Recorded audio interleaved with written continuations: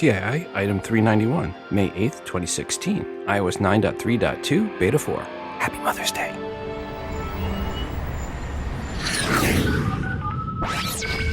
Welcome to Today in iPhone. I like it a lot.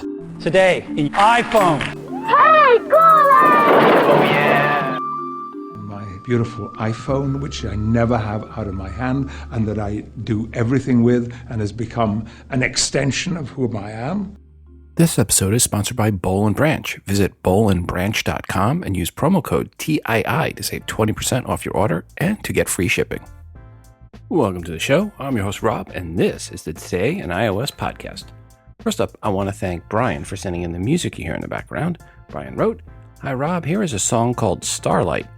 On iOS, I use the apps Nano Studio, iMachine, Notion, and GarageBand. Most of the songs started out on the iPhone or iPad, and then I brought them to the Mac for finishing. On the Mac, I use the apps Studio One, Logic, and Notion. You can find more of my music at reverbnation.com/timfate, TIMFATE. Regards, Brian." Well, thanks, Brian, for the music. And folks, I will put the full song at the end of the episode as always. I also want to thank John for sending in the artwork for today's show. John wrote the following. "Hi, Rob. I use the Over with the Pro Pack for fonts and image tweaking. Regards, John Pizer." And John, I probably mispronounced your last name. Sorry, but thanks for sending in the artwork. And folks, you can see John's artwork in the free TI app via the bonus button for episode 391 or at instagram.com/todayinios, and also as a standalone post in the VIP section and at facebook.com/todayinios. If you have some artwork and or music you have created on your iOS device that you would like to share with the audience, please email to me at todayinios@gmail.com. And please make sure to include which app or apps you use to create said artwork and or music. In this segment of How Wrong Were They, we have the following quote, "The iPhone is a niche product," unquote. Then Nokia CEO Ali-Pekka Kalasovo, 17th of April, 2008. So reading that, I thought maybe niche meant something else. So I looked it up at dictionary.com, and their definition for niche is 1. Quote, "An ornamental recess in a wall or the like, usually semicircular in plane or arched, as for a statue or other decorative object," unquote. Well, that doesn't fit.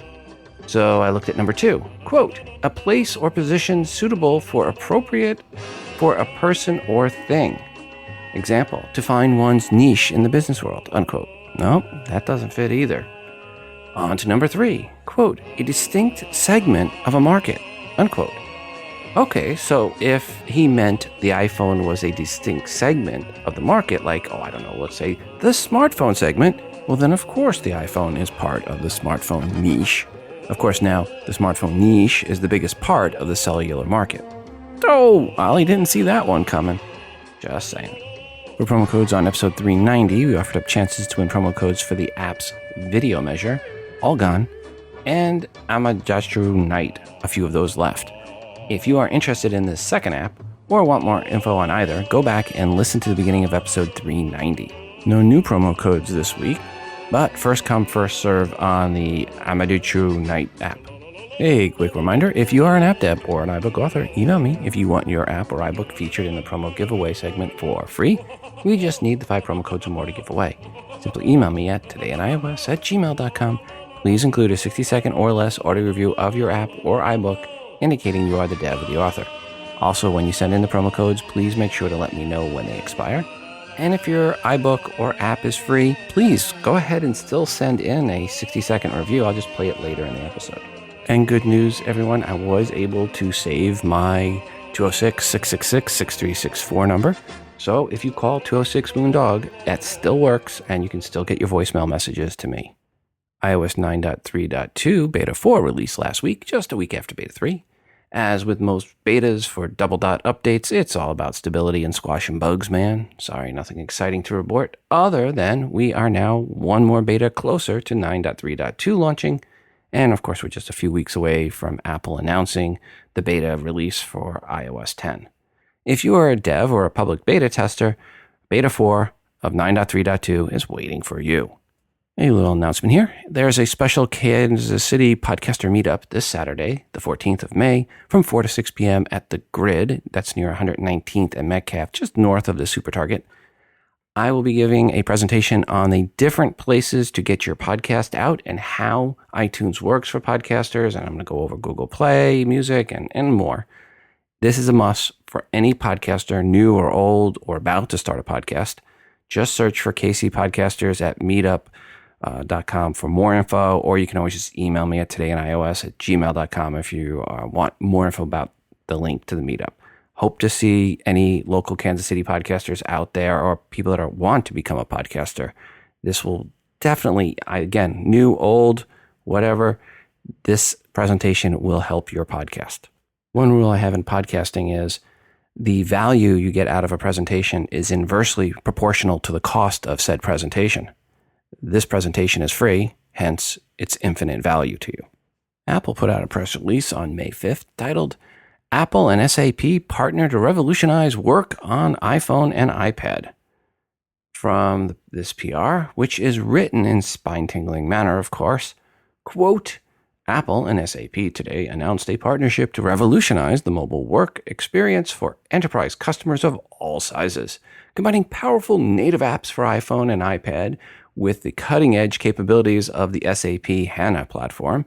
This joint effort will also deliver a new iOS software development kit, SDK, and training academy so that developers, partners, and customers can easily build native iOS apps tailored to their business needs, unquote. Tim Cook had the first quote in the PR, which says something of Apple's thoughts on this. Most of Apple's PRs don't have a quote from Tim. Actually, I went and looked at all the PRs released by Apple since January 1st this year. There were not that were not the quarterly report related. And of those other 10 press releases, Tim Cook was only quoted one time. That was the one about Apple opening Europe's first iOS app developer center in Italy, which was announced back in late January. So yes, for Tim to have a quote in the PR and the CEO of SAP to have a quote, it shows both companies care about this partnership. Now that I teased about Tim's quote, here it is. Tim said, quote, this partnership will transform how iPhone and iPad are used in enterprise by bringing together the innovation and security of iOS with SAP's deep expertise in business software. As the leader in enterprise software, and with 76% of business transactions touching an SAP system, SAP is the ideal partner to help us truly transform how businesses around the world are run on iPhone and iPad. Through the new SDK, we're empowering SAP's more than 2.5 million developers to build powerful native apps that fully leverage SAP HANA Cloud Platform and tap into the incredible capabilities that only iOS devices can deliver, unquote. So yeah, not surprising to see the security card played there. I think that is one area where iOS completely outshines Android, and Apple will continue to beat on that drum louder and louder as time goes on. Even the CEO from SAP worked it into his quote, where Bill McDermott, SAP CEO, said, quote, yada, yada, yada, yada, yada, yada, together with iOS, the leading and most secure mobile platform for enterprise, yada, yada, yada, yada, unquote. Later on in this episode, I'll talk about what may come up at WWDC, and I think security and privacy are going to rule the day. One thing a bunch of people have been reporting on for WWDC has to do with Apple Music and what improvements Apple will bring. Most of these articles link back to an article from Bloomberg where they believed Apple was going to reveal the following with regards to Apple Music app. 1, a new and more intuitive user interface. 2, better integration between streaming and download services. 3, expansion of its online radio service. It is believed that Apple now has over 1,000 employees working specifically on the music offerings. The Bloomberg article also noted something interesting. Even though Apple Music subscriptions are up and continue to grow, over 13 million subscribers and growing, sales of music on iTunes has not dropped and remains steady at roughly $3.5 billion a year. That's $3.5 billion a year, I should say. Or to put that in perspective, from the Fortune 500 list from 2013, for US companies, which is the most recent one I could get it, where it was nice broken out easily to see. The iTunes revenue alone would make it in the top 500 above companies like Reebok and Boston Scientific and Gateway. Okay, well, that last one is not a great example, but point is the revenue from iTunes music sales is a Fortune 500 company on its own. One of the improvements to Apple Music some are asking for is where Apple Music no longer deletes your music that you ripped onto your computer. There was a blog post that made the rounds this past week about how Apple Music deleted 122 gigabytes of music off this person's hard drive and then replaced some of that music in the cloud with different versions of the songs.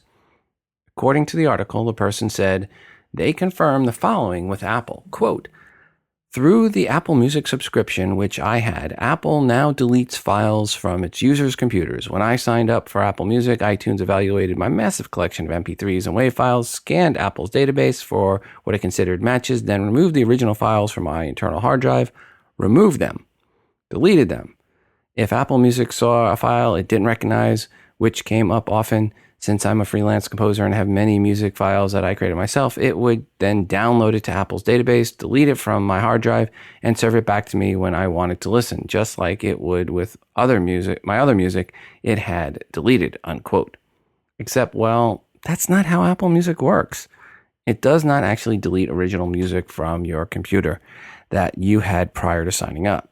Kirk McElhearn from Macworld had a nice article going over this in detail, but long and the short, Apple Music will pull copies into the cloud and will convert them to AAC in the cloud, but it will not delete them from your computer, not your originally ripped files. Yes, it will remove what it puts on from the Apple Music subscription after you cancel it, but that is not your original non-DRM music. Yes, the person who wrote that blog had his files somehow deleted, but it was almost certainly not Apple Music that did the deleting. In any case, a cleaner, easier to use interface for Apple Music, yeah, I think we could use that. Another story making the rounds with a little misreporting going on is the story about the LA murder trial of actor Michael Jace from The Shield, who was accused of killing his wife. His wife had an iPhone 5S when she was killed in May of 2014. The articles out there talk about how the iPhone was hacked by an expert and is not as secure as people are making it out to be. Some will even go as far as saying, quote, "It was unclear which OS was installed on Jace's iPhone," unquote. And most do not point out that the real encryption did not start until iOS 8, which was launched in September 2014.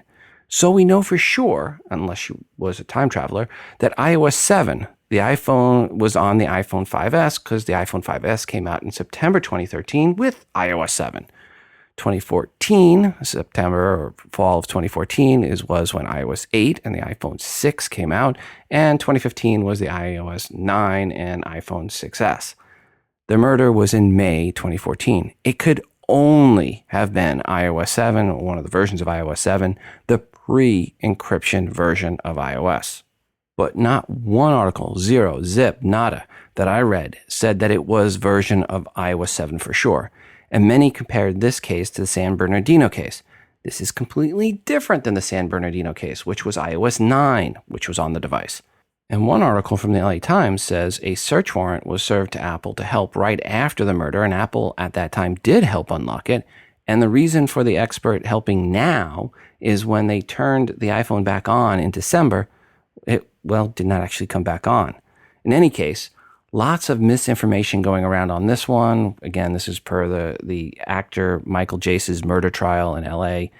And if you read anything about iOS devices not being as secure as people claim, take it with a grain of salt, or less than that. And now for something completely different. I saw this post titled, "Forward Select Messages or Hold Conversations on the iPhone." And recently I had to help my wife and one of her friends do this for a PTA thing. And I don't think I ever mentioned this tip on the show. It is actually pretty easy to forward multiple messages from a message string in the Message app. First, open to the string of messages you want to forward. Then tap and long hold on any of the bubbles. You should then see a pop-up option where it'll say copy or speak and more. Tap more. Bingo! On the left side, you will see little radio buttons pop up next to every message with the check mark for the one that you long tapped on, held on. Then just tap any of the other radial buttons for messages that you also want to forward. Then in the lower right, tap on the arrow, and then you can forward those messages onto someone else. So there you go. Nice, easy way to send a whole group of past messages to someone else via the message app. I want to thank Boll & Branch for sponsoring this episode. The sheets from Boll & Branch are made from 100% organic cotton because organic cotton is incredibly soft, and the sheets get softer each time you wash them. With Boll & Branch, you get the nicest sheets you've ever owned for about half of the price of what stores and boutiques would be charging for sheets of far lower quality. I really could not believe how excited my wife was to get these new sheets way back when, in August when we got them. And the box they came in and the individual pouches for the sheets and pillowcases, well, the presentation was incredible and very Apple-esque. Go to bollandbranch.com for 20% off your entire order and use promo code TII to get that. Again, that's bollandbranch.com, promo code TII, with Boll spelled B-O-L-L. These sheets are only sold online at bollandbranch.com. You can't buy them in any stores. That is how they keep the pricing low and free of markups. But here's the best part. You don't have to take my word for it. Try them out yourself for 30 days, risk-free. Boll & Branch is so sure you're going to fall in love with these sheets that they'll give you 30 nights to try them out. If you don't love them for any reason, they will take them back and refund you without any hassle at all. They also have towels, and the ones I purchased for my wife are by far the best towels in the house. Every time I get one, I feel like I won the lottery. Plus, they have a lot of other cotton products. Go to Boll, that's B-O-L-L, and branch.com, and use promo code TII for 20% off your entire order of sheets, towels, blankets, duvet covers, everything they have, plus free shipping to boot, and all their products come beautifully packaged in their signature boxes. Again, go to bollandbranch.com today for 20% off your entire order and use promo code TII. Into the email bag we go. Hi, Rob. I'm writing to help the listener who keeps getting Apple Music search results instead of results for her own music library. If she goes into settings, chooses music, and then turns off show Apple Music, this behavior will stop. Regards, Anna. Well, thanks, Anna, for that answer. Hi, Rob. I was listening to an episode in March and someone wrote in about having to re-enter passwords or Wi-Fi. What I did was store my Wi-Fi settings passwords in Safari passwords. Now, when you reset network settings, the passwords won't come up, but you just open passwords and copy and paste the passwords. That is the next best thing to storing passwords. Thanks for the show. Regards, Roy Sabo. Well, Roy, thank you for that answer. Hey, Rob. I received my new iPad Pro, the little one, 9.7 inch, and I'm really pleased. One of the most interesting aspects of setup for me was that VoiceOver was on by default, which meant I could set it up by myself right out of the box. I'm not sure why so much of the Apple press, at least the people I follow, iMore and Vichidi, are not thrilled by it. I am totally blind and do not need much screen real estate to write with and do everything I do with an iPad. I am most pleased by the improved audio and find just listening to the iPad in the kitchen, for instance, is just fine without having to connect a Bluetooth speaker. I will really enjoy using the smart keyboard when it arrives, but until then, I will just continue using iOS Braille to write. The iPad in landscape mode may be big enough for me to actually type using the home row and putting my hands in position as if it was on the on-screen keyboard was a physical keyboard. Others do it all the time, and I believe just carrying the iPad around caseless would be a treat. For me, it is the best iPad ever, and I am a fan of the iPad. I also purchased a hard drive, which is not made by Apple, but will allow me to store files and folders from the phone and iPad, and I hope it works.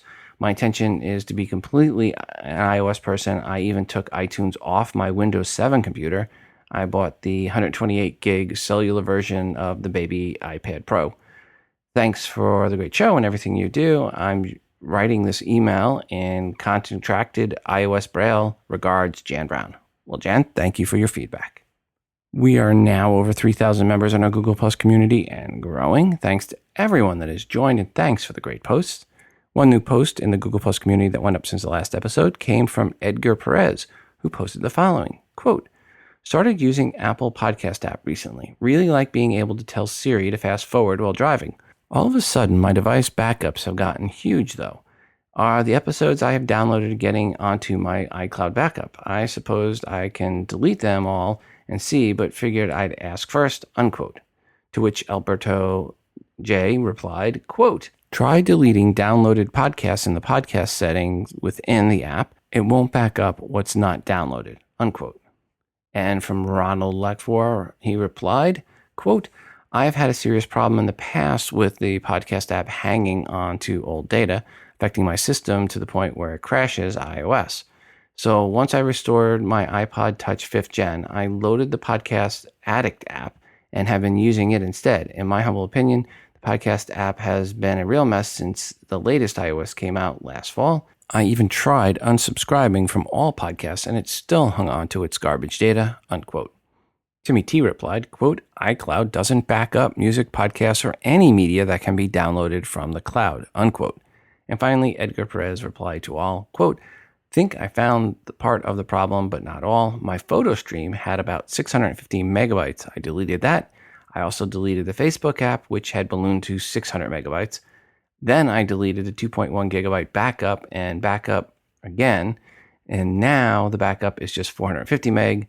The math does not quite work still. The Facebook app I get. The photo stream I do not get. I had photos backed up turned off, and I don't think it should be backing up anything in the photo stream anyway, especially since if it is, it must be doing it on my iPad and iPhone. Hate that I had to spend time figuring this stuff out, and still the math does not add up, so I still cannot be sure what it does or does not do, unquote. And folks, if you'd like to add into this conversation, you can always go to todayinios.com/community and find that post and contribute a little bit there. Since the last episode, there were also dozens and dozens and dozens of new posts and comments in the TI Google Plus community, which is an Android fanboys free zone and a spammer free zone. Yep, it is the most civil Google Plus community covering iOS. Folks, go to todayinios.com/community to join in. And thanks to all 3,000 plus of you already in the community and contributing. Also from the Google Plus community were these comments per the last episode post, which I always pin the last episode post at the top. From Fernando Delon, quote, love the podcast. However, can we please drop the Android bashing? It's just too childish. Most users use both Android and iOS. Plus is not about who makes it. It's about the ecosystem, unquote.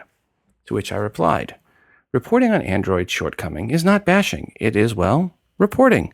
Just need to make sure the iOS folks know what to expect on the other side of the fence. And then John Poyser replied, quote, I agree with Rob on this. I like and use many things that Google make, but after having to try and deal with an Android tablet gifted to my daughter and trying to help my friend who upgraded to a BlackBerry Priv using Android, I cannot believe there are people who try to poke holes at iOS and who claim they prefer the freedom of Android, freedom to be frustrated by a horribly complicated and inconsistent, unnecessary, complex experience in trying to do the simple things. We talk a lot about fixing iOS issues on this podcast, but it's really bad over there in Android land, unquote. And Karthik M summed it up pretty well. Quote, this is an iOS fan zone. This is the way things will be, unquote. Folks, if you're holding your breath hoping I'm going to stop reporting on Android shortcomings or Android bashing or whatever you want to call it, remember this little segment at the beginning of the show. Hey, Oh, yeah. That sound clip is there at the beginning of the episode for a reason. This is not a podcast that started after the iPhone was popular from some neutral party just looking to capitalize on the iPhone's success. iOS Today. This is Today in iOS, formerly Today in iPhone, which was the first podcast started ever about the iPhone and was started in April 2007 before the iPhone even launched. If you had not noticed, little bit fanboy am I. And part of the fun of doing this show is pointing out the issues with the nightmare that is known as the fragmented multiverse Android. And if you thought the DC or Marvel multiverses were confusing, that's nothing compared to what devs face in the Android multiverse. Just saying. There's a post for all of us iPad users out there titled The Best iPad Pro Apps Makes the Most of Bigger Sizes and Better Tech.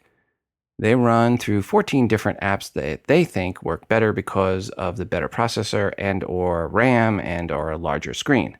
And this is, again, for the 12.9-inch iPad Pro users. One of the apps they mention that I agree with, Evernote, which is a great app on the iPad Pro.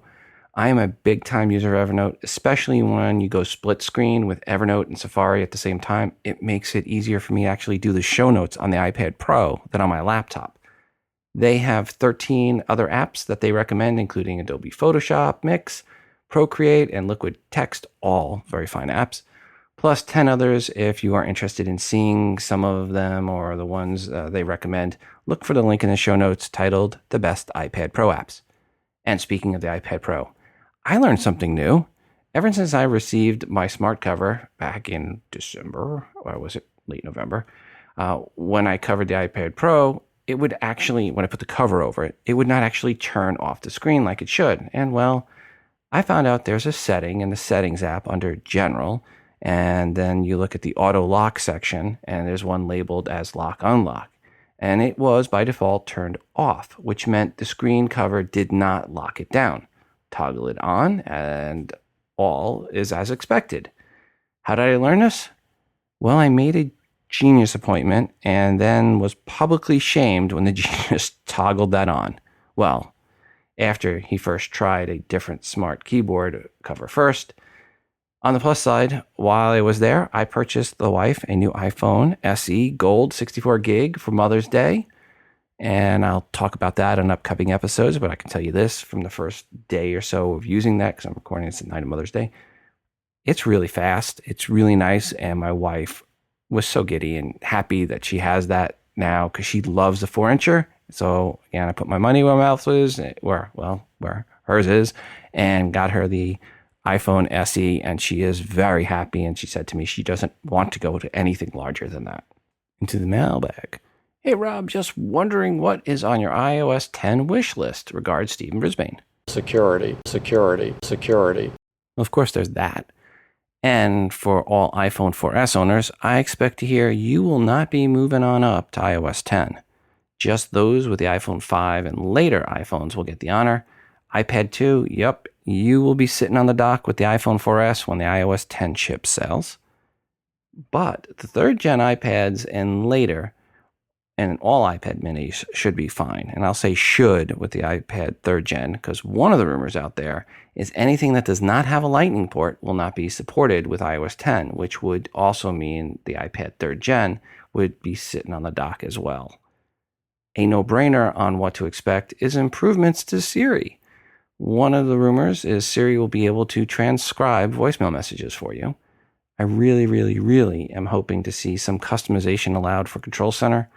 I guess I will ask for it again. Password and passcode protected specific apps and folders, or better yet, Touch ID protected specific apps and folders. Security. Hey, if you knew how long it took me to find that mention of security by Tim Cook, you'd use it more than once too. Multi-user support for the masses would be something else I'd like to see, at least for the iPads. Those are some of my key iOS 10 wishlist items. What are some of yours? Give us a call at the restored 206-666-6364 number, or email in your wish list to todayinios@gmail.com, and it could be your predictions. It doesn't have to be a wish list, just your predictions for iOS 10. I should mention one of the rumors picking up steam is being able to delete stock apps. And the other popular rumor is a new rootless security system that will make it much harder, if not impossible, to jailbreak, and for the FBI or other rogue nations out there to get into your device. Security. Here are some suggestions from the Google Plus TI community. Stephen Williams wants Control Center customization as well. Barry Smitherman said, quote, "That would be nice. I'd like control over which apps are default apps. Most of the time, I like the Apple stock apps, but I'd like to be able to choose different ones as default sometimes," unquote. Applestopia said, quote, "I'd love to add an LTE switch to the Control Center or just about any setting. Auto lock is another one I change all the time. I'd love to add that to Control Center. I never use AirDrop, so I wouldn't mind getting rid of it. I couldn't agree more, and it's something I have wanted for a long time," unquote. So again, more customization of Control Center. Again, give us a call or shoot us an email about what your wants, hopes, desires, and predictions are for iOS 10 and watchOS 3 and tvOS 2 for that matter. From the email bag, "Hi Rob, I'm sure you've seen this already. It was just a matter of time. Optical zoom will change the game. Who wants to blow up pixels when you can get closer optically? Regards, Mike. And the article Mike is talking about is titled, "The Patent Shows How Apple Could Add Optical Zoom to the iPhone 7 over at petapixel.com." Essentially, the patent shows a folding telephoto lens design where Apple would do an optical zoom, but without a protruding camera, which is great news because right now they have a protruded camera with no optical zoom. Just saying. I don't think it is much of a stretch to say that the key upgrade with the iPhone 7 is most likely going to be centered around the camera. Apple purchased Lynx some time ago, and it's time for that technology to make its way into the next iPhone. On the Apple Watch 2 rumor front is that the Apple Watch 2, which likely would launch in the fall, will have a SIM card for standalone, truly alone functionality. Along with the cellular capability is Apple is adding a faster processor and making the Apple Watch 2 thinner. It would also have prongs to puncture your skin to tap into a vein, and then would use circulating blood to spin a little turbine that powers the watch. Because adding cellular and a faster processor and then making it thinner means you will be lucky to get half a day, maybe even half an hour with it. And you'll need the blood turbine to power it. So that's how I think they're going to get around that if the other three rumors are true. One of the iOS 10 rumors per what will be included that is picking up some buzz is that there may be a separate smart home app. Essentially, this app would be your one-stop app for all your connected devices that are compatible with HomeKit. So where did this rumor originate? Well, in a review on Amazon for the Echo. The review said, quote, "As I work in marketing for Apple, we test many smart home devices, especially for iOS HomeKit integration. Some advice, there are many third-party applications, most free, that offer more control and customization with many smart home devices.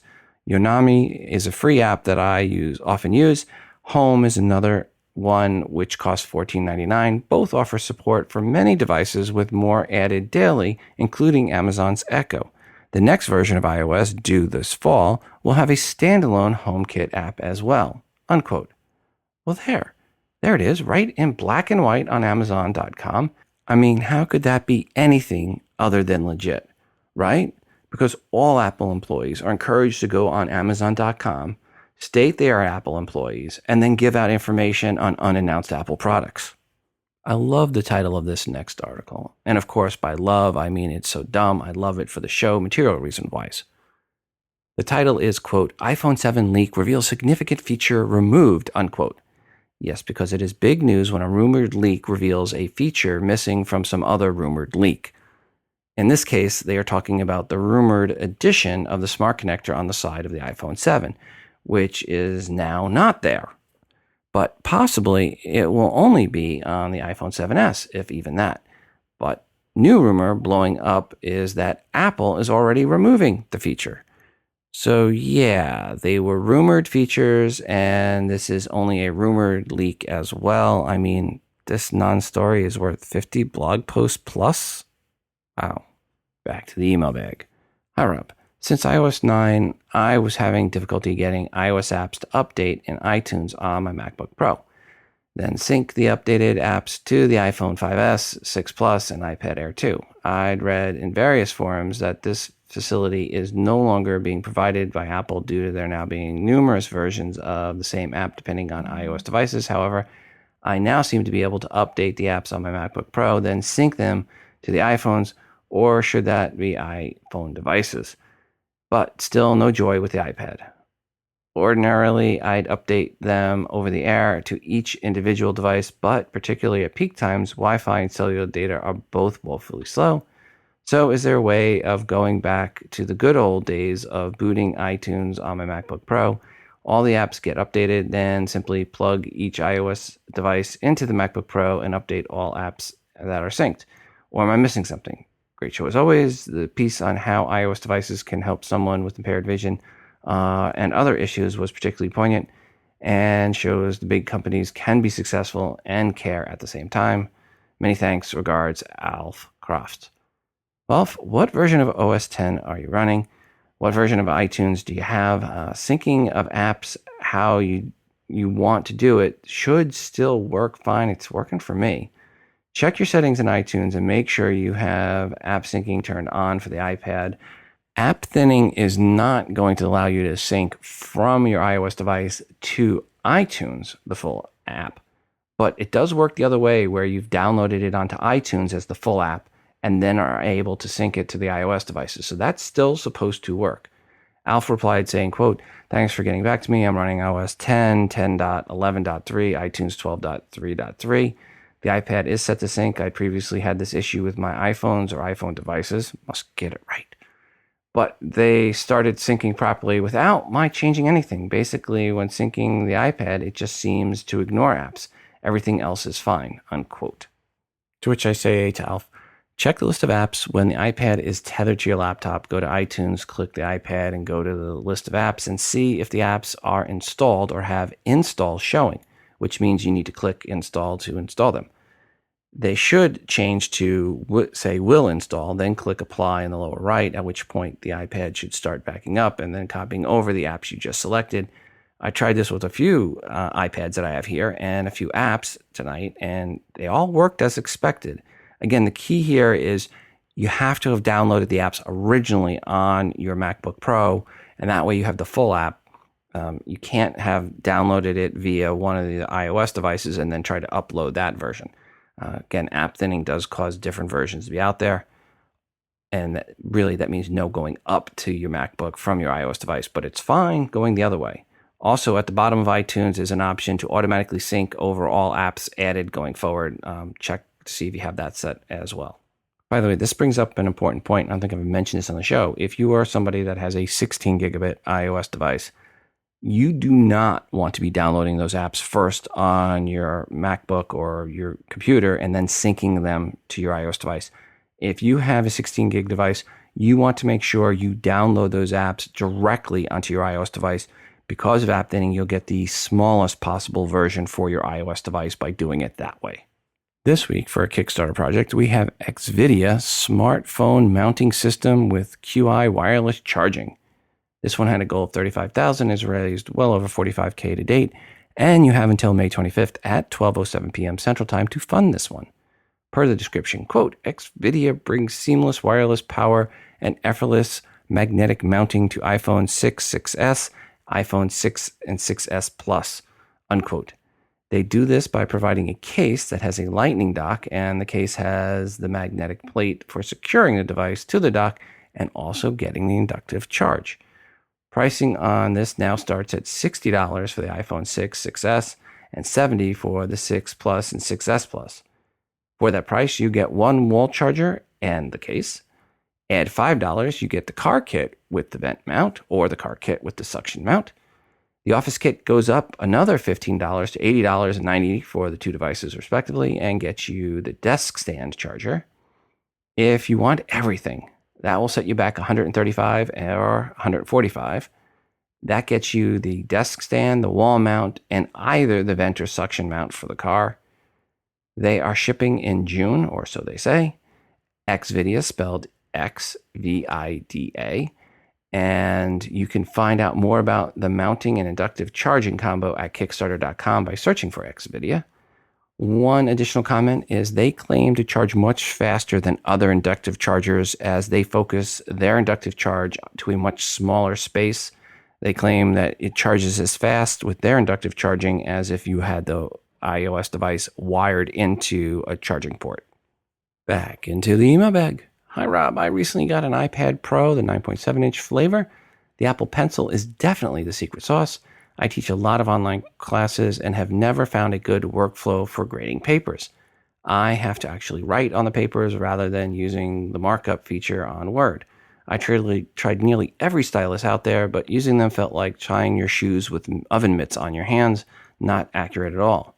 The Apple Pencil, however, lets me write directly on the screen. I use Notability without any problem. It has at least tripled the speed of my grading, and the keyboard cover is surprisingly easy to use. It's also very accurate. The only negatives, the price. It's way too much. I had to get the 32 gig because of the price. I will be doing a lot of space budgeting going forward. Also, I really wish it had Force Touch like my iPhone 6S Plus. Anyway, I love the show. Keep up the good work. Cheers, Kent. Well, Kent, thank you for that feedback. John McAfee is claiming that professional hackers did not unlock the San Bernardino iPhone 5C, but rather the FBI had a company called Cellular from Israel and their UFED touch solution that they used to unlock it, and that the FBI knew all along of the product and that they could get it unlocked. They just were looking for a precedent to be set. Think? The Senate Intelligence Committee, now there's an oxymoron, I've ever heard one. Well, the Senate Intelligence Committee released a draft of the Compliance with Court Orders Act of 2016, or as it's known on the Hill, the Backdoor 2016 bill. So who are the senators that want to mandate backdoor action? That would be Senators Richard Burr, Republican, North Carolina, and Senator Dianne Feinstein, Democrat, California. Now, their bill does not actually say backdoor penetration is required when a court order is issued, but what it does say is that when a company or person gets a court order asking for encrypted emails or files to be handed over and decrypted, that compliance is the law. How said compliance is supposed to actually happen? Well, that's not something for the Senate to concern itself with. Kind of a don't ask, don't tell policy on how the tech companies handle this. But really, the backdoor method is the only method possible if you have any security in place. And putting in a backdoor just, kills any security anyway. Part of the bill also requires companies to provide decrypted communication if encryption is provided by a third party. Huh? Some people are saying the bill is so bad it is good because it could never pass or should never pass. And Senator Ron Wyden, Democrat, Oregon, has threatened to filibuster if it reaches the Senate floor. High fives for Senator Wyden. Here is the real issue of this bill. If passed and companies complied with it, that would be the same as them all waving a red flag and saying, backdoors are installed, now come and find them. Right now, it does look like the bill is getting very little support. Congressman Darrell Issa, chairman of the House Judiciary Subcommittee, responsible for the nation's internet policy, said the following, quote, "The legislation leaked today is about as flawed and technically naive as a piece of legislation can get. Mandating that companies weaken our security by giving government secret backdoor access into our devices would be a massive blow to the Americans' right to privacy and frankly would also be downright dangerous. As Americans are living more and more of their lives not only online but also in concert with more connected devices than ever before, Americans deserve to know that the information retained on these devices will remain secret. This legislation would effectively prohibit any company who wants to improve the security of its product from doing so because the government's ability to access our personal and private information is more important than innovation." I have worked with and respect Senator Burr and Senator Feinstein a great deal. I look forward to working with members of Congress, cybersecurity experts, and more to educate and help show lawmakers why encryption makes us all safer and not the other way around. Unquote. By the way, in Washington, anytime you see one politician say, "I have worked with and respect another politician," that usually means they think the other person's a complete moron. I wonder what Tim Cook thinks of all this. Security, security, security. Zach had some questions, and he asked the following, quote, "How do I jailbreak iPad first gen? How can I get past the lock on the iPad Nano second gen? Is there a way to get the weather app, calculator app, and clock app on the iPad first gen? Do you know of a store that sells old Apple products? And is there a free VPN for iOS 6.1.6 or under? Or is there something on Cydia that would do the same thing as VPN would?" Unquote. Well, Zach, per getting the stock apps on the original iPad, see your first question there about jailbreaking. Per jailbreaking the first gen iPad, the latest or last version of iOS that was officially supported for the first gen is on the first gen iPad, that is 5.1.1. And then you want to use Red Snow 0.9.15. If you Google how to jailbreak on iOS 5.1.1, you should see an article from iPhone Hacks to help out. Per your question, the iPad Nano, I have no idea. Per a store selling old Apple products, check eBay. And per a VPN, you will need to check in the Cydia store once you jailbreak. Back to the email bag. Hi, Rob. The sound quality on the interview was horrid between the accent, The room noise and the highway outside my car, I gave up. Usually my wife is okay listening to your show. Not so much then, Randy. Well, Randy, that was kind of on purpose to show the raw quality of the iRig lav mics in a very, very noisy environment. However, up next is our second of the 4 interviews I did at Microsoft Build. This interview was done on the floor at Microsoft Build, so there is, again, some background noise. I used the iRig mic dual lav and the Boss Jock app on my iPhone to record this. This interview was cleaned up with SoundSoap. You can hear how the iRig mic dual lav works from a very noisy environment with cleanup versus last week's interview, which was raw. However, the next 2 interviews after this, that'll be on the next episode and the episode after, I used a different / professional setup to give you some comparison to. This interview is with Thomas from the Hockey app team at Microsoft and runs about 16 minutes. Thanks again goes out to Microsoft for flying me out to cover the MS Build event.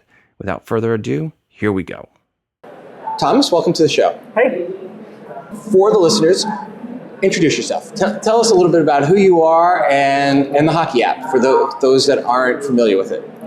So I'm Thomas, obviously, and I'm one of the Hockey app founders. We were 4 founders originally. We founded Hockey app in 2011 in Germany, and so I'm originally from Germany.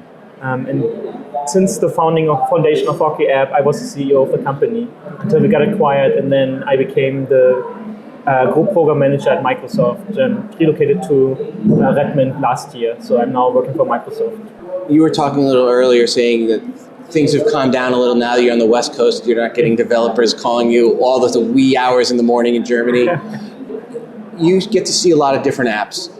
Is there any apps along the way you've seen and go, wow, that's really strange, or just why would someone do that? Or, oh, wow, why didn't I think of that type of an app?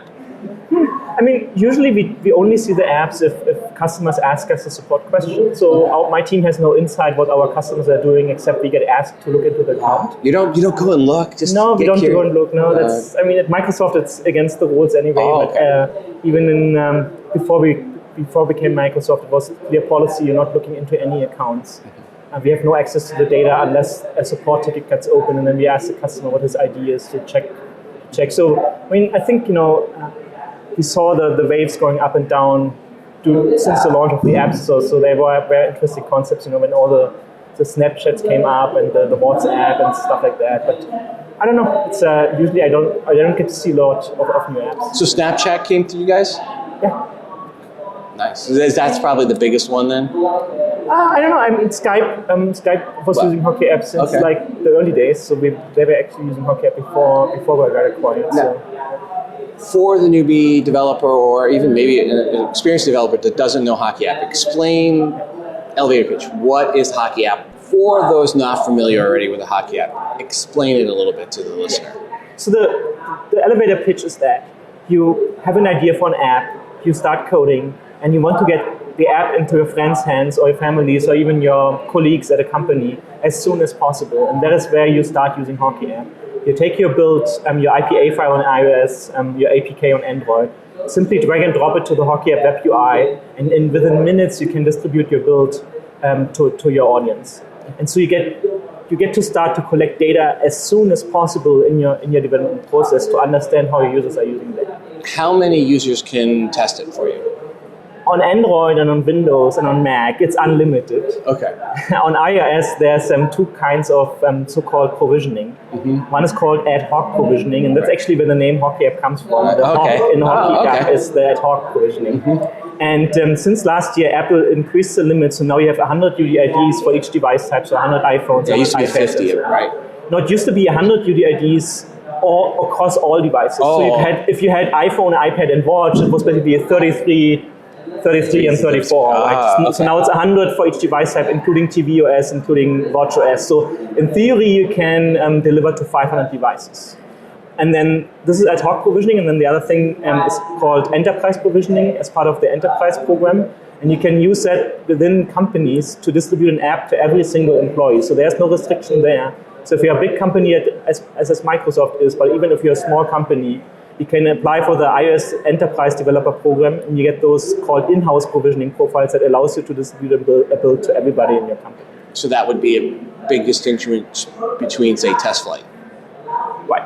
So test flight is kind of like in the middle. Test flight, Apple has an arbitrary restriction of 2,000 testers right now for public beta testing, and I think it used to be 25. I actually don't know exactly the numbers for internal testing. And so you don't have to collect any UDIDs with Apple, but you're restricted to those 2,000 testers. And you cover tvOS now? So tvOS is a little bit tricky. So you can collect data like crash reports and telemetry from tvOS and also from watchOS. Specifically on tvOS, you cannot install apps from Hockey. That's a restriction because there is no web browser on tvOS and no web view, and also no deep linking. So you cannot actually trigger the installation process for Hockey app. For the watch, it works through your iPhone. So basically install an IPA on your iPhone, and then the watch app gets installed through the watch app on your phone. Are you seeing much uptick for the watch apps? Not really. I mean, no pun intended on the uptick. I didn't even realize that. I mean, I would say, as I said in the beginning, right, I have no insights in what apps are tested on Hockey app and what not. I would say there's a lot of companion apps that are coming with the popular apps. Otherwise, I haven't seen like a lot of questions about watches. So take me back to the beginning of Hockey app. Why did you guys start it? Yeah. So we were 4 founders. 2 of us, me and a buddy from me from college. We were doing contract development for iOS and Android apps. So we always had the problem that agencies were working with us. We were, contracting with them, developing apps for them, and then it came the test phase, and they tried to install the app. And back then, it was a time when you had to connect your phone to your iTunes via USB cable, right. And then especially in agencies, but even in bigger companies, that iTunes was at home, not at work, because if you would sync with the iTunes at work, all your music would have been gone. Mm-hmm. Right? So we had that trouble basically explaining to the people how to install the apps. And at the same time, they had to send us the UDID, and they had to copy the UDID out of iTunes and so on. So we had that need for Hockey app. And then the other 2 founders, they were indie developers developing their own apps in their own companies. So they had the kind of similar problem, but with their test audience, the early access testers, the beta testers. So we kind of joined the team and thought, okay, what can we do to fix this? And then Apple with iOS 4 introduced that ad hoc over-the-air provisioning. So when did you start? What year did you guys start? It was like in late 2010, we started coding on Hockey app, the product. Okay. Before that, we had an open source project just called Hockey. That was launched in August, I think, 2010. So you basically a little over 4 years from start to being acquired by Microsoft. Yeah. So sounds about right. So we launched into public in May 2011. And so we are getting 5 years old now this year. Okay. And then we got acquired in December 2014. So it's 3.5 years. Now, of course, you work with the other Microsoft products out there. What are some of the ones that you integrate well with? So we launched an integration. This was called Visual Studio Team Services, which is essentially Microsoft's product to track bugs, work items, basically your to-do list, but also your team backlog when a bug has happened. They offer build services, so you can do an automated build on Visual Studio Team Services, and all kinds of team management around that. So we integrate directly between Hockey app and Visual Studio Team Services. So whenever you push code to your Git repository in VSTS, an automated build is triggered on VSTS, automatically uploaded to Hockey app. Your testers get a notification, and then they can directly install the new build on their phone. So we call that continuous delivery. So whenever the developer pushes a new build, something happens on the pipeline, and the testers all get that new build. And the reverse process is now this app is crashing. Hockey app collects the crash report, fully symbolicates it. You get method names, line names, and so on. Apps crash? Apps crash, yeah, a lot. So you get all those stack traces, and then Hockey app integrates with your work item system on VSTS and automatically creates a bug for you. So you can basically then code against that bug, close the bug, the crash group is closed on Hockey app, you push your code, and you have that cycle again that a new build is pushed. So you get that, we call it the mobile DevOps cycle, that cycle where you basically, from your development activity, you go into delivery, you get into measurement, and you loop back you learn something from the measurement, hopefully, and then you go back into building. And we have a similar, so it's not restricted to Microsoft products, we also have integration with Jenkins, we have integrations with lots of bug trackers, you can directly integrate with GitHub. So we're the open Microsoft, no restrictions. You have some announcements coming up here at Build, so let us in. When we got acquired by Microsoft, we had 3 core features: distribution of beta apps, crash reporting, and that worked for beta apps and production apps. So you can actually keep the crash reporting when you submit to the store, collect crash data, and you get lots more crashes from the store, obviously. And then user feedback, which allows you to integrate a simple button or a shake gesture into your phone, and you collect feedback from your users. Now, the missing feature we always had was collect user metrics, usage like users and sessions, custom events. So in about a month and a half ago, we announced a new program called Preseason, where we launched early access features to a limited set of customers. And one of those features were measuring users and sessions. And again, that works for beta and production apps. Now we opening this up for everybody. So starting at build, everybody will be able to measure users and sessions as part of the Hockey app offering. What kind of measurement, what kind of data are they getting from the user sessions? It's basically, it shows you how many users were using your app, which version of the app they were using. You see histograms, like for the last 30 days, was it going up or down? You can see how many unique users you have versus new users. And then sessions, obviously, if you use the app 3 times a day, then this one user can produce 3 sessions. In addition to that, we add something that we call custom event tracking. So in your code, you add a simple method called track event with some string, could be purchase or app launched or logged in or something. And then in the portal, you can see how many of those custom events were fired and how many users reached those checkpoints in your app to better understand how your app is used. So you can see where into the app they got. Yeah. So you have to instrument your app with those track event calls, and then basically you can analyze yourself for the last 24 hours, for the last 7 days, or for the last 30 days, how your app is used over the time span. We're adding this to Hockey app for free, so there's no additional price for those features. So the only thing you have to do is to upgrade your SDK. And if you only have 2 apps, Hockey is completely free. Yes. So that is sweet. I don't want to we're not going to get into a sales pitch here for it, but I mean, people can go, where can they go to find out the pricing and more information? So all the information are on hockeyapp.net, and then pricing is one of the menu items you can just pick up. One of the things that we always had as Hockey app was that our SDKs are all open source. So they are open source on GitHub. You can inspect the code. You can modify the code yourself. It's under the MIT license, so it's liberal. You don't have to mention Microsoft in your app or anything like this, and you are free to modify it in any way, customize it, whatever you want to do with it. I'm going to take this a little personal here. We'll spin a little here. What kind of smartphone do you use? iPhone 6S. Okay. What's some of your favorite apps? So one of my favorite apps is Fantastical, which is a calendar app that lets you manage your calendar. It's very helpful. You just simply enter a phrase like, have lunch with Rob on Friday, and it automatically texts what date Friday is. And then it's lunch, so it's probably noon. So it passes my language and then puts in a calendar event like I want it. And it's really easy to use. So I love that very much. I love like Tweetbot on my phone. So Tweetbot is my main Twitter client.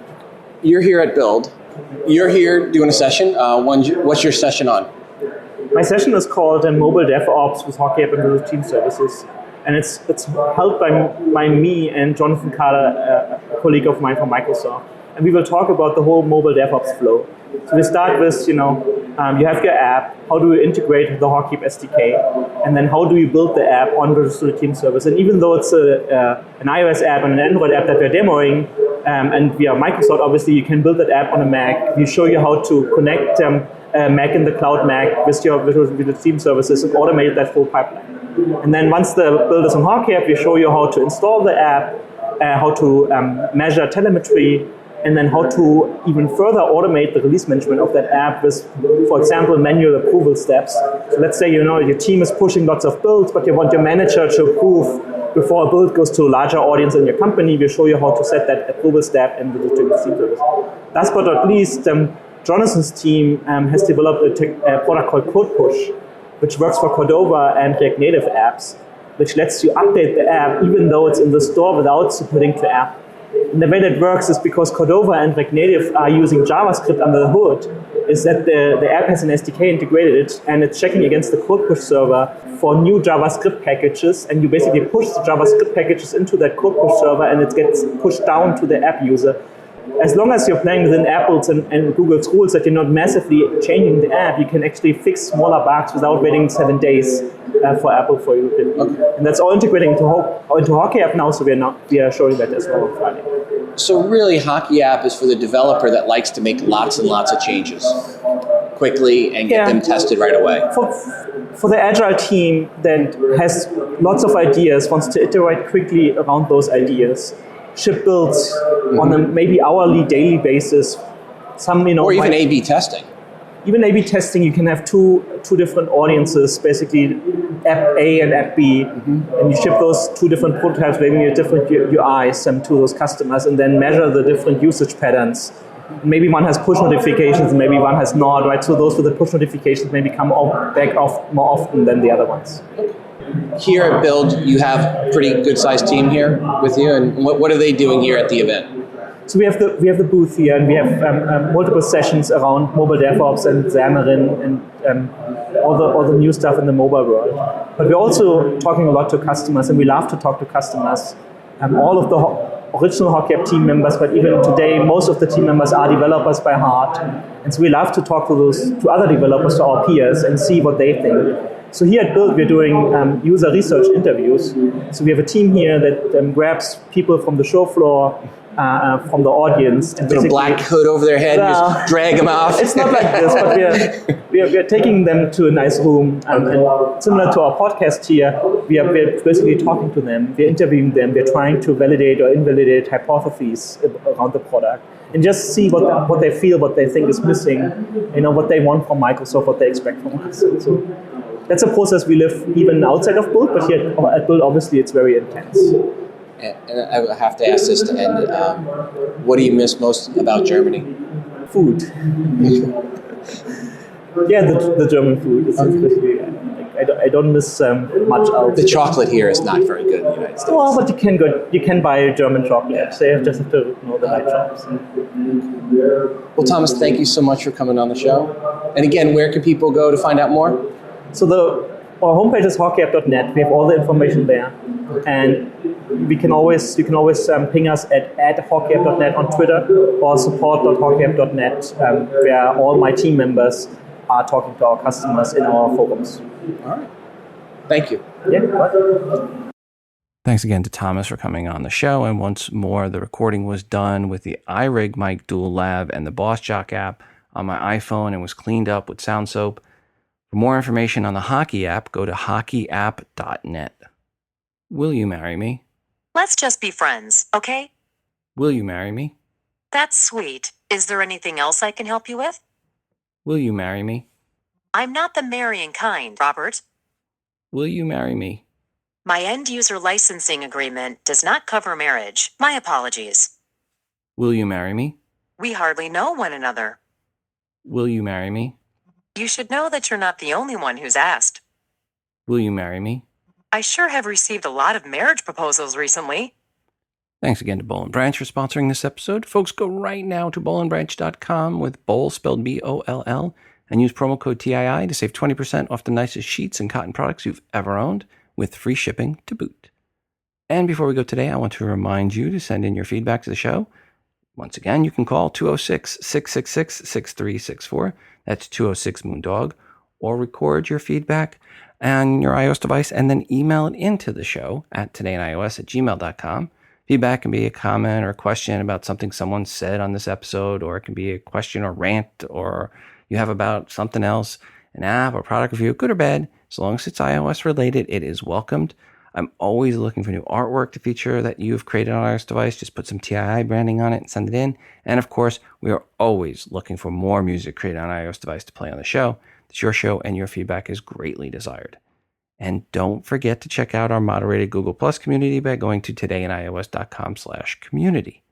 Finally, check out our newly updated TII app, which is free to you. Search for TII in the iTunes App Store. It is the best way to consume this show and get free push notifications every time a new episode of TII is released. It is fully voiceover friendly, of course. Please go right now and download the free TII app. And that, folks, is going to do it for us today. Until the next time, I'm your host, Rob, reminding you to bone different. This show is hosted on Libsyn.com and part of the Wizard Media Network. If you are looking for hosting, go to Libsyn.com. That's Libsyn.com for hosting for your podcast and for creation of your own smartphone app. The Today in iOS podcast can also be found on the free Stitcher radio app. Just search for TII.